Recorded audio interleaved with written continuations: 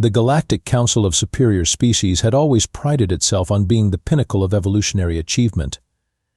Their massive space station, shaped like a pretentious geometric flower, floated majestically in neutral space, broadcasting superiority across 17 dimensions. Today marked their 500th anniversary, and Chancellor Blorkthix was practically oozing with excitement. Literally oozing, since he was a 12-foot-tall slug creature whose slime secretions changed color based on his emotional state. Right now, he was a vibrant shade of smug purple. "Fellow superior beings," Blorkthix announced, his voice reverberating through the crystalline chamber, "today we celebrate 5 centuries of enlightened governance over the lesser species of this galaxy." His eye stalk swiveled to take in the assembled delegates. Admiral Zephyra, a magnificent bird-like creature with razor-sharp talons and an ego to match, preened her metallic feathers approvingly. Professor Glimux, a sentient crystal formation that pulsed with intellectual superiority, hummed in harmonious agreement. However, Blorkthix continued, his slime shifting to an anticipatory orange, "I have arranged for special entertainment. We have invited a representative from one of the most primitive species we've encountered. A human." The chamber erupted in delighted chittering, squawking, and crystalline chiming. Admiral Zephyra clacked her beak dismissively. "Those bipedal meat creatures from that backwater solar system? The ones who still use chemical propulsion and think quantum mechanics is confusing?" "The very same," Blorkthix gurgled with pleasure. "I thought it would be amusing to observe their primitive thought processes firsthand. Perhaps we can use their simple logic as a case study in evolutionary failure." Professor Glimux's crystal structure flickered with condescending amusement. "Fascinating from an anthropological perspective. I've reviewed their cultural transmissions. They appear to solve complex problems by hitting things with rocks, or, in more advanced cases, bigger rocks." The council members exchanged knowing looks. This would be the highlight of their celebration, watching a primitive human stumble through concepts that challenged even their advanced intellects. They had sent the invitation as a joke, never expecting acceptance. When the response came back, a simple "sure, sounds fun." Jake Morrison, they assumed it was exactly the kind of unsophisticated response they expected. What they didn't know was that Jake Morrison had been specifically chosen for this assignment. While they were preparing their intellectual superiority displays, Jake was reviewing detailed intelligence reports on every council member, their species histories, their technological capabilities, and most importantly, their psychological weaknesses. But the council didn't need to know that, yet.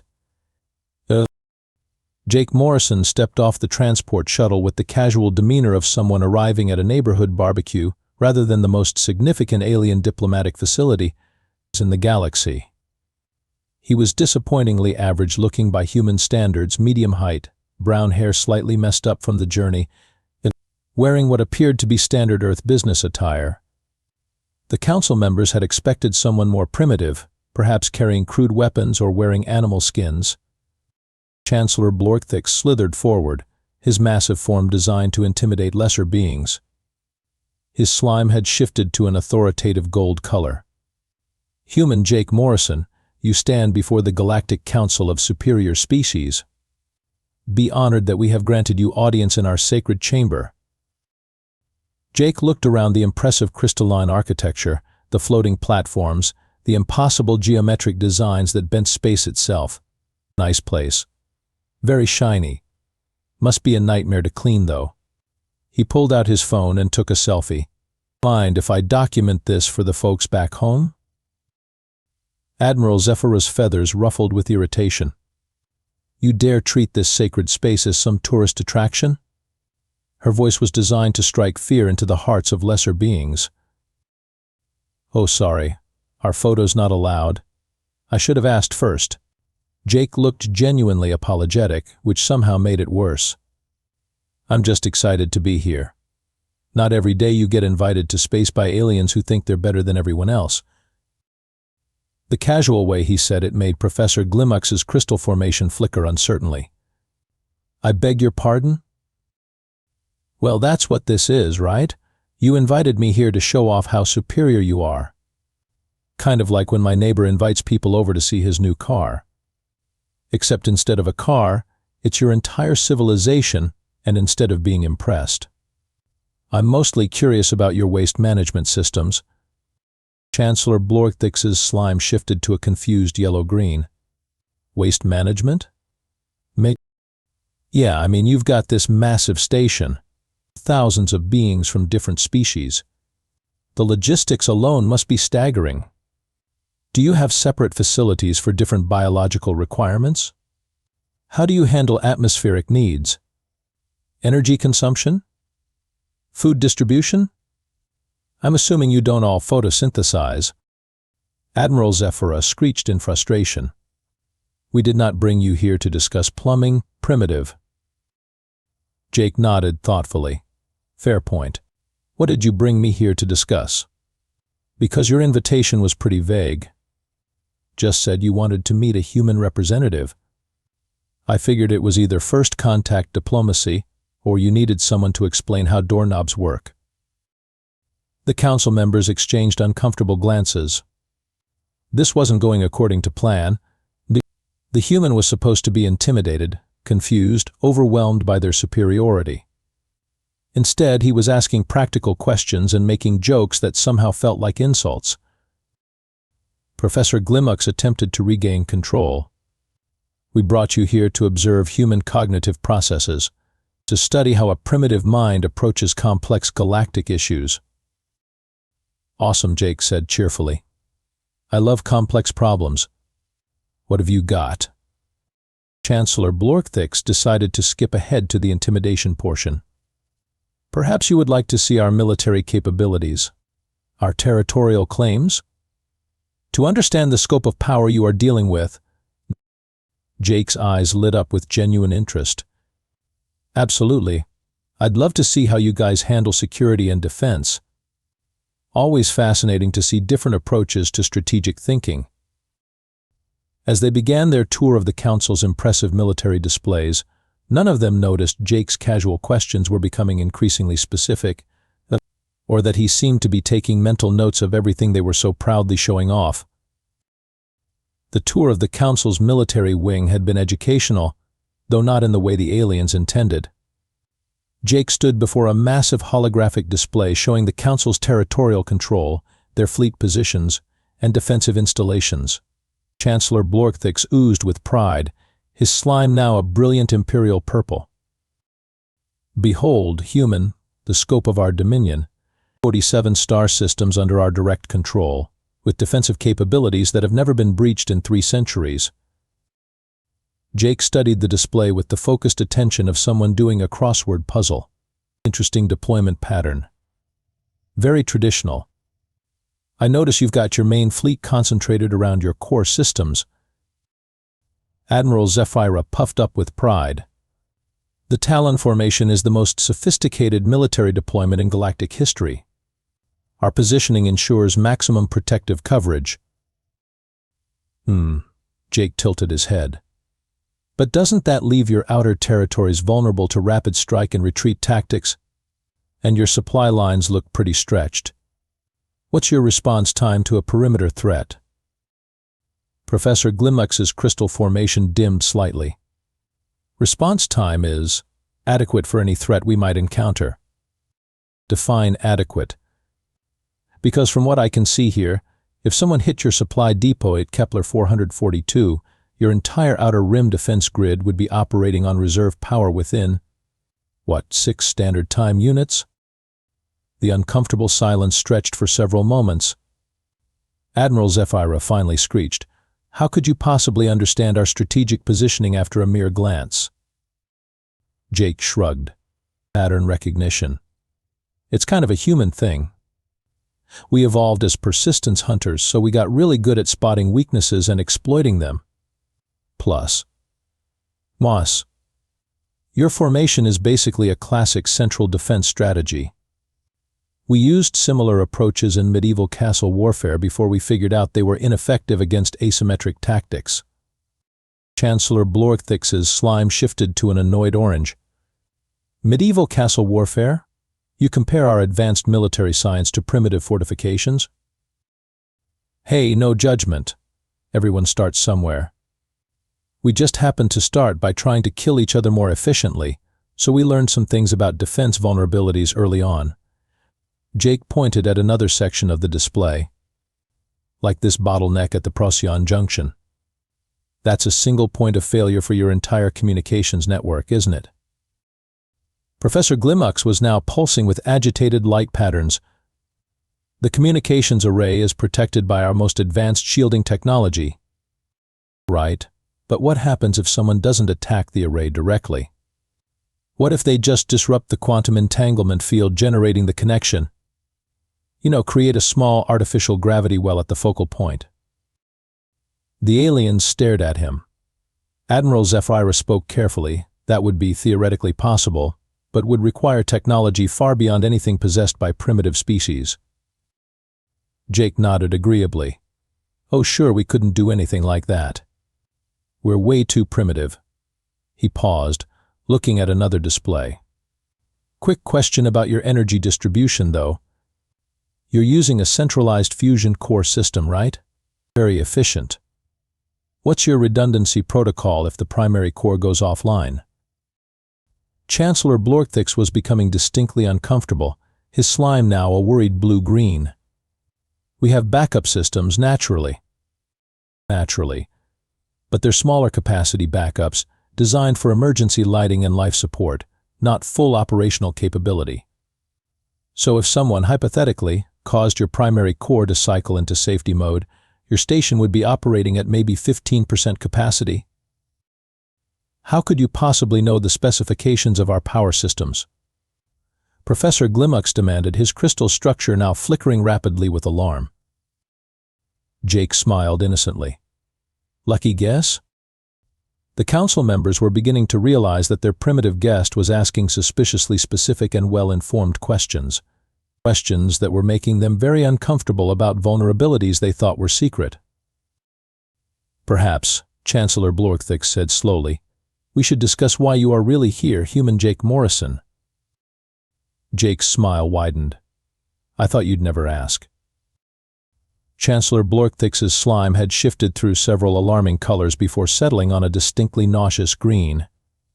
What exactly are you implying, human?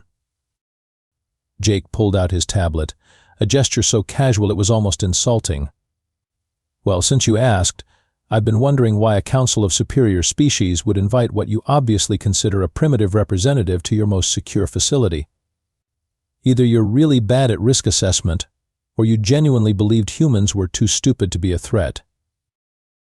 Admiral Zephyra's talons extended menacingly. Are you threatening the Galactic Council? Me? Threatening? No, Jake waved his hand dismissively. I'm just a guy who got invited to a space station. But since we're talking about threats, maybe you'd be interested to know that your invincible fleet has been under observation by Earth for the past 14 months. The chamber fell silent except for Professor Glimux's increasingly frantic crystalline chiming. Jake tapped his tablet, and a holographic display materialized, showing detailed scans of Council fleet movements, personnel rotations, and tactical formations. See. The funny thing about being underestimated is that nobody bothers to watch for surveillance from species they consider primitive. Your communication protocols were surprisingly easy to crack once we figured out your encryption was based on mathematical principles we solved about 200 years ago. What? Chancellor Blorktix's slime was now cycling rapidly between colors of confusion, anger, and growing fear. Impossible. Our security measures are the most advanced in the galaxy. Advanced for you, maybe. Jake swiped to another screen showing detailed schematics of the very station they were standing in. But you guys have been stagnant for centuries.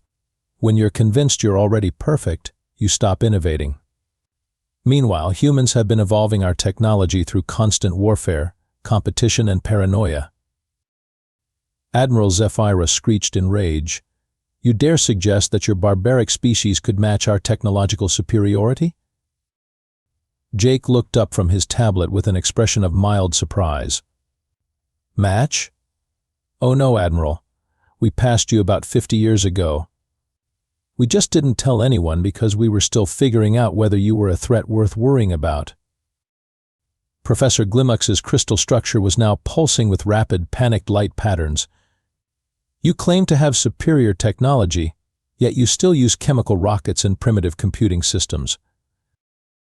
Public technology, Jake corrected cheerfully. The stuff we let everyone see. Kind of like how you don't show off your best weapons to visiting dignitaries from species you're planning to intimidate. He paused. Oh wait, actually you do. That's exactly what you just did with me. He tapped his tablet again, and the holographic display shifted to show real-time footage of Earth's orbital defense platforms, previously invisible to Council sensors, but powering up in perfect synchronization. The thing about humans, Jake continued conversationally, is that we've been planning for hostile alien contact since we first looked up at the stars. We've wargamed every possible scenario, including pompous alien council thinks we're too primitive to be worth worrying about. Chancellor Blorkthix's voice came out as a strangled gurgle. How long have you known about us? About the council specifically? 4 years, 2 months, 16 days. About galactic civilization in general? Jake shrugged. We've been monitoring extraterrestrial communications for decades. Amazing what you can learn when nobody thinks you're smart enough to be listening. Admiral Zephyra was now fully mantled, every feather extended in a threat display that had terrified countless species. If Earth possesses such capabilities, why have you remained hidden? Jake's expression shifted slightly, the friendly facade cracking just enough to reveal something much more calculating underneath. Because, Admiral, humans learned a long time ago that the best way to win a war is to make sure the other side doesn't know they're in one until it's already over. The pretense of casual tourism evaporated as Jake's demeanor shifted from friendly visitor to something far more dangerous. His posture straightened, his expression hardened, and suddenly the council members realized they weren't dealing with a primitive curiosity anymore. Let me clarify the situation, Jake said, his voice losing its casual warmth. Earth has been monitoring the Galactic Council since we detected your first communications with developing species. We've documented your intervention policies, your resource extraction operations, and your rather unpleasant habit of manipulating younger civilizations for your benefit. Chancellor Blorkthix's slime had settled into a sickly gray color. Those interventions were for the greater good of galactic civilization. Whose definition of greater good? Because from our analysis, your interventions consistently result in technological stagnation, cultural suppression, and resource dependency. You're not benevolent guardians, you're parasites with a superiority complex.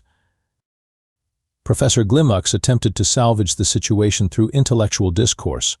Surely you understand the necessity of guided development. Without oversight, primitive species could develop dangerous technologies. Jake laughed, a sound devoid of humor. Dangerous to whom? To you. Because that's really what this is about, isn't it? You're terrified of being surpassed by species you consider inferior. He activated his tablet again, displaying detailed files on each council member. Chancellor Blorkthix, your homeworld is experiencing a significant population crisis due to environmental degradation that your government has been hiding for decades. Admiral Zephyra, your military is riddled with corruption and hasn't won a significant engagement in over a century. Professor Glimux, your research credentials are fabricated, and your species' intellectual superiority is largely a myth perpetuated by intimidation tactics. The three aliens stared in horror as their most closely guarded secrets were laid bare. Jake continued relentlessly.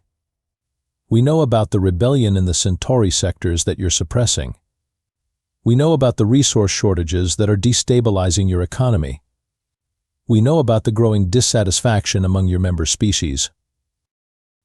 Admiral Zephyra found her voice, though it came out as more of a croak than a screech. What do you want? Want? I want you to understand exactly how precarious your position really is. Jake's tablet displayed a star map showing Earth's actual sphere of influence, which extended far beyond what the Council had imagined. Earth didn't just develop advanced technology. We developed advanced diplomatic and intelligence networks. Half of your loyal member species have been in communication with Earth for months. Chancellor Blorgthix's slime was now barely maintaining cohesion. You've been recruiting our allies? Recruiting? No, Chancellor. They approached us. Turns out, when you offer species genuine partnership instead of condescending oversight, they're surprisingly receptive. Jake leaned forward slightly. Here's what's going to happen. You have two choices. Choice 1. You restructure the Council to operate under Earth's guidance, with genuine representation for all member species and an end to your exploitative practices. Professor Glimux's crystal structure was flickering erratically. And choice 2. Jake's smile returned, but it was nothing like the friendly expression he'd worn earlier. It was the smile of a predator who'd been playing with his food. Choice 2 is that Earth demonstrates why humans became the dominant species on a planet where everything was trying to kill them. We've been preparing for interstellar conflict since before we achieved faster-than-light travel. We've studied your technology, your tactics, your psychology. We know how to defeat you using resources you don't even know we possess. The chamber fell silent except for the ambient hum of station systems. Finally, Admiral Zephyra spoke, her voice barely a whisper. How long have you been planning this? Planning what? This conversation? About 6 months. Planning for hostile alien contact? Since we invented the atomic bomb and realized we weren't the scariest thing in the universe. Jake stood up, his casual posture somehow more intimidating than any threat display. The question isn't how long we've been planning. The question is whether you're smart enough to accept choice 1 before we're forced to implement choice 2. Chancellor Blorgthix looked at his fellow council members, seeing his own fear reflected in their expressions. They had invited a human as entertainment. Instead, they had invited their own conquest. Chancellor Blorgthix made one final attempt to salvage some dignity from the disaster. His slime shifted to what he hoped was an authoritative gold, though it came out more like the color of old mustard. You forget, human, that the Galactic Council has ancient authority over this region of space. We have governed for 500 years under laws established by species far older and wiser than yours. Jake nodded thoughtfully. That's fascinating. Could you show me the documentation where Earth agreed to recognize your authority? The silence stretched uncomfortably. Professor Glimux's crystal formation flickered weakly. Well, naturally, primitive species don't participate in the formal recognition process until they achieve sufficient development. So you're saying Earth never consented to your governance? Jake's voice was pleasant, conversational, and absolutely terrifying in its implications. You just decided you had authority over us without bothering to ask. That's not governance, that's imperialism with better marketing. Admiral Zephyra made one last desperate play. Even if your claims about Earth's capabilities are true, you are outnumbered hundreds to 1. The Council represents dozens of species across multiple sectors. Jake pulled up his tablet one final time. Actually, Admiral, let me show you the current political situation. The holographic display showed the galaxy with updated territorial markers. Nearly 60% of the Council's former allies now showed Earth diplomatic flags. It turns out when you offer people actual equality instead of condescending protection, they're eager to switch sides. Chancellor Blorgthix's slime had given up on maintaining any dignified color and was now a defeated gray. What are your terms? Jake activated a prepared document. The Treaty of Mutual Cooperation and Oversight. The Council maintains local administrative functions under Earth oversight. Human advisors will be stationed at all major Council facilities to ensure compliance with new governance standards. All exploitative practices cease immediately. All suppressed species receive full representation and self-determination rights. And if we refuse? Professor Glimux asked, though his diminished flickering suggested he already knew the answer. Then you'll discover why humans went from throwing rocks to splitting atoms in less than 1,000,000 years of evolution, and why we've spent the last century preparing for exactly this scenario. The treaty materialized in the chamber's holographic displays, detailed and comprehensive. It was clear this wasn't something Jake had improvised. This was the result of years of careful planning and preparation. Admiral Zephyra signed first, her talons scratching across the signature field with defeated resignation. Professor Glimax's crystal formation pulsed once in acceptance, his quantum signature registering agreement. Finally, Chancellor Blorgthix extended a slime tendril to complete the signing, his color now a permanent shade of surrender. Jake smiled, and for the first time since the conversation had turned serious, it looked genuinely friendly again. Excellent. I want to thank you all for this educational experience. It's been fascinating to see how galactic governance operates, and I'm sure Earth will find your administrative expertise valuable in the transition. He began packing up his tablet with the casual efficiency of someone finishing a routine business meeting. Oh, one last thing. I should probably mention that my friendly, bumbling tourist act back there, that was just my diplomatic persona. I'm actually one of Earth's more tactful negotiators. The Council should feel honored they got to surrender to someone who was being nice to them. As Jake headed toward the exit, he paused and looked back at the three aliens who had just realized they'd been outmaneuvered by a species they'd considered primitive. Thanks again for the invitation. Earth's really looking forward to our new partnership. The door closed behind him with a soft hiss, leaving the former rulers of the galaxy to contemplate their new reality.